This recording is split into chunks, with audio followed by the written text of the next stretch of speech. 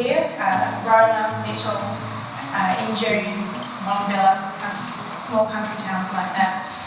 Respect to my colleague Jeff Campbell here and Jean Proud, Land Care Facilitator, who support me throughout all this process and have been both been really great supports through working through how we're going to go forward in terms of the land care process here. So today I'm here to present doing more with less and getting really creative about it. So I'm going to show you a photo. And this is a photo of myself, and on the left there you can see Alan Savory from the Savory Institute, and in the middle beside me is Jodie Butterfield, and of course Jeff Campbell and my other colleague Glenn Telford, who was unable to attend here today. Now we are in Zimbabwe in May 2015, attending a boot camp to understand about how to implement holistic management in our region, which was a really great opportunity. And I'm going to show you a little bit about what we went through to get to that process. So I returned home. I was born in Roma. I've been around the world and back, and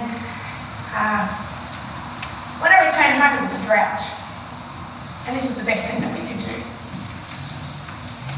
We could feed out grass, basically. We could feed out, this is barley sprouts from a fodder box. But you can see the land is pretty dry and we use their sand on the feed.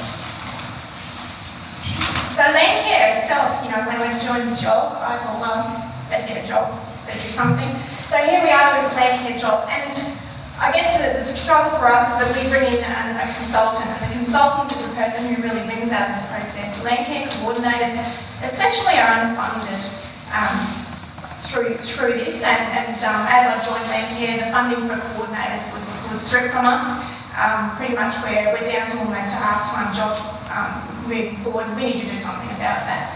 And the problem that I felt was that we bring in a lot of consultants from mining and gas and other places, and that's wonderful, except it doesn't support the land care coordinator. And without a land care coordinator, really the land care groups don't function at all. We've seen that in the process before in the 90s in our group. We really want to stay away from, this is a photo of some Marino Regional Council guys putting out some 1080 bait for dingoes, which is something that's very, is a problem in our region, but we really want to stay away from those wild animal problems and those wild grasses and wild herbage, which is something that, I feel very strongly that it's not about, as a land care person, it's not about removing those wild grasses and that wild herbage. It's not about removing wild animals from the environment, and I used to get very frustrated. We spent most of our time poisoning and killing things, and yet I was the person who loved the environment. So first off, I thought, well, it'd be great to bring in some permaculture training, and I followed for a long time a little bit blog. Now these guys are down in Sydney, and I love these guys. They do permaculture training. The only thing about it is when I researched it more, I realised that they received about 18 inches of rain. 180 millimetres of rain, so about 50 inches of rain. We get about 21 inches in a really good year, and that's a really nice year. So I realised that permaculture design wasn't going to be, something that would be relative to our land holders. So the next thing I looked at was dry land permaculture, because you can bring in swales and you can bring in a whole lot of technology around permaculture. And this is the only drylands permaculture farm that I've found, which is in Western Australia. It's been operating for, as far as I can tell, a couple of years, maybe 2 or 3 years. And that was about the point when I came back to holistic management. I'd seen it before, and you get the most amazing results. So this is a photo that was taken by a couple who are doing holistic management in New South Wales. They happened to be in the aeroplane and they looked down at this scene below them, and they realised that this was their property, and amongst the rest of the drought and the horrible environment. Now this is not irrigated cropland, this is pasture, and this is not in an excellent year. This is in a fairly poor year, and they looked down and looked at the outline of their property, which you can see very visibly from the air. And this is results that you can achieve with holistic management. And this is a chalet on Dingamombi Ranch, which is in Zimbabwe, which is where we stayed in May, which is the whole point of, I guess, me telling you about this story. So in terms of what we changed was, we set up what we're calling the Abundant Grasslands Learning Centre, which is based out of Roma in central Queensland, and we have applied to be part of the Savory Network. We're candidates at the moment and we're looking for acceptance into the Savoury Institute. The reason why we've gone with the Holistic Management and the Savoury Institute is that economies and politics go on around. You can see in the other room, economies and politics are going around. But the only real wealth that agricultural people can achieve is from the environment. It's from that photosynthetic process. So the only real way that you can produce money on an agricultural sense is from the solar dollars that are processing. So from photosynthesis, bringing that into the soil, allowing that to go into plants. Plants are eaten by animals. We can sell that as a product. We might sell the plants. It goes into decay and it processes itself. It's regenerative. It actually increases the environmental biodiversity that you see. So our proposition is profitability from livestock, from more livestock. So people can run more livestock, not less. And people have more biodiversity and more green grass in their place.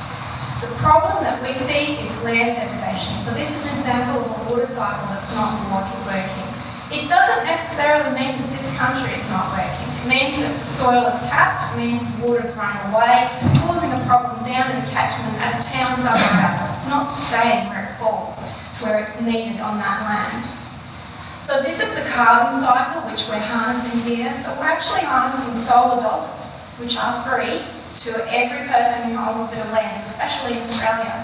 We're processing that into plants, you can sell that there, we're processing it into animals, and then there's this process of ensuring that the excrement that comes from those goes back into our soils, goes back into our biodiversity, and rejoins into the carbon cycle. So how it works is we actually are mimicking how nature works with properly managed livestock, and we're teaching people about how to do that. So the outcomes are people have more water, they have more grass, they have more wildlife. They begin to embrace emus and echidnas and livestock. And, I had a landholder just come up to me another day and said, I had some emus lay some eggs on my property and I didn't break the eggs. And I said, well, why would you break the eggs? Well, a lot of people break the eggs, they said. So people were actually engaging and looking after emus, which is great. And we have prime livestock. We don't have livestock that look like they're just about going to fall over if you send a dog around them. We have livestock that's actually worth something. So we are setting out to equip Australia, and essentially we're looking at, initially it's awareness, but we are building in these skills of properly managed livestock, of knowledge and of learning sites, which I'll talk a little bit about future on, and this process of we actually assume that we're wrong and we plan that process as if we were wrong. We monitor with statistics on the ground and then we replan if we find that we're wrong. We have ways of assuring that we can say, is this the right way, or are we taking ourselves towards that what we want to achieve, or we're taking ourselves away. So why? Grasslands make up about 1/5 of the world's surface, and they're very important to human life. And what you see there is a worm. It was found in my land care chair's area. Vicky Jones, who has incorporated a lot of this into her own place, and she was so excited when she went down into the paddock and she actually dug up a worm, and you can see there is carbon within that soil. There is organic matter within that soil. That is life, and that is what's the most important thing to us as people, as we are working here.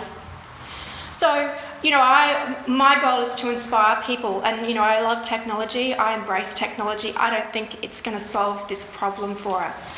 This is a very complex problem, and that is why we've turned to holistic management. We're part of an international network. I haven't shown you the map of America here, but we are the first in Australia to be set up as a savoury international hub. And there's a couple in through Africa, through the United Kingdom, and that one up in Asia. There's quite a few through America. But America, as you would know, California in particular, is having the same problems as Australia is having. Africa is having the same problems as Australia is having. Okay, so that's the movement, and I want to ask you, to invite you today to join us on the journey. And there are 3 ways that you can do that. So the first way is you can connect with us through our blog, through our Facebook, and through Twitter, through Marinara Land Care. And I try and update the blog weekly, and there are lots of posts. You can join through Southern Queensland Land Care as well on Facebook. Secondly, we've done over the last 6 weeks just a webinar on Tuesday lunchtimes, which is recorded for live replay. And we are working through the processes in holistic management, and we're encouraging people to get hold of the courses. The courses are available online. It's a little bit different. Initially, holistic management was very expensive to get into. Savory Institute are bringing that knowledge down to a lower level. So you can get online courses, or if you couldn't do that, you can even purchase the book and you can just read along with us as we do the webinars. And finally, we're encouraging people to do learning sites. So essentially, these are can-do sites. So if you can only set aside 1 acre or 10 acres, and if you can fence that off from grazing pressure, and you can get down on your knees and have a look like these two people are doing, what they've done as a part of their monitoring process is they've thrown a dart. They throw darts into an area, and they look at just the 30 centimetres around that dart. They look at water movement. They look at perennial plants versus annual plants. They look at how much soils, how much mineral cycling is, and what the biodiversity of that community is. Can you find any ants? Can you find any termites? Can you find any worms, anything in the soil there? So if you and your land care group would like to join us with this movement, we're encouraging you to reach out to people who are doing holistic management such as ourselves. We're not the only ones in Australia. There's plenty of educators. And try and just set aside an area which you might want to look after, whether that's, government land or whether that's a place that you've got on your own property, and just have a look at what actually happens there and begin to learn about those cycles of water. It's very important. So that brings me to the end of what I had to say to you today. Doing more with less. I hope we've enlightened you a little bit about some different tracks that we've taken at Marinara Land Care to try and bring a little bit more, more wealth around our corner of the world. So thank you very much for putting up with me today.